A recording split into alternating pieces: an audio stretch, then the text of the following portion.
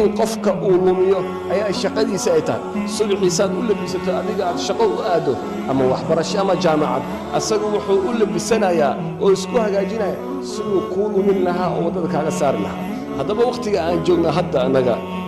بعد رمضان ووقت شيطانك والشقي سنايو تبضن با دنبيه بدن اسكا دايي رمضان كما كان لو جيري تبضن با عمل في عن سميناي وصلاه الليل سو كعاي وقرانك اخرسناي وانا كددالاي dadka wanaaga ku dadaalay oo dambigana iska ilaaliyay waqtiga Ramadaanka ahaa shaydaanka intuu xirna marka la soo sii daayay wuxuu isku dayayaa shaydaanka inuu qofka meeshiisa ku celiyo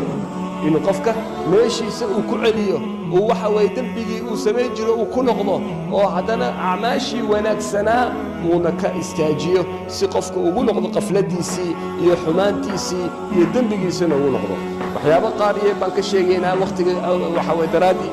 midda ugu horeysa waxa way shaydaanka yuqnitu min rahmatillah qofka wuxuu ka quusiyaa rahmad Allah subhanahu wa ta'ala wuxuu ku leeyahay adiga lagu dambi dhaafaya bal waxa sameeysa eeg bal dambiga xasuuso kaana xasuuso dambiyadii aad gasho dhan buu ku tirinaya markaas qofku wuxuu u arkayaa inuu dambiilayahay markaas wuxuu leeyahay ku dambi dhaafi doono waxa soo dhan ba gashay qofku wuxuu leeyahay waa horaa gashay bal iskaga jir naxariista Allah qofka quusinaya koow mid labaad waxa weeye waxa uu ku sii deynaya qofka naxariista ama gufraanka Allah subhanahu wa ta'ala dambi dhaafida Allah subhanahu wa ta'ala wuxuu leeyahay ilaahi waa ghafuurur rahiim wax dhibaato ah ma laha waxaan waa dambiyad baa sameynaysaa wax weyn ma baahanba culimadu markay noo sharaxayaan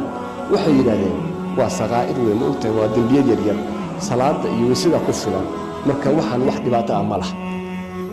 wuxuu sameynayaa rajada Allah subhanahu wa ta'ala ayuu qalbiga ku weyneynaya naxariista Allah qalbiga ku weyneynaya markaas wuxuu hilmaamayaa cadaab Allah subhanahu wa ta'ala inuu jiro qofku wuxuu leeyahay dambi weyn ma aan iskaga jiro لكن علماء وحيانا لا صغيرة مع الإصرار ولا كبيرة مع التوبة دنبي وين مجرى التوبة جرته هدنبي يرنا مجرى هدي دنبي يرنا وحاول مقص اللي العلم يا وقفك وجوكتين يا واحد جوكتين سوم بقيامه وحوي لاده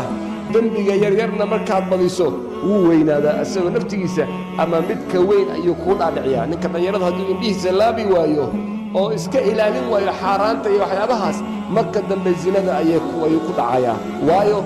dambigii yara ayuu marka hore badsaday way marka sida daraadeed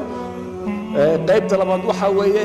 inuu naxariista Allah waxa way ku waasiciyo oo ku yiraahdo wax dhibaato kuma soo gaarayaan cadaabka Allah subhanahu wa ta'ala uu ku hilmaamsiyo taana in laga digtoonaada loo baahan yahay waayo qofku hadduu sidaa ku dheeraado waxa laga yaabaa dambiyo waaweyn inuu galo kadibna waxa weeye uu hoog iyo ba waxa weeye u sugnaado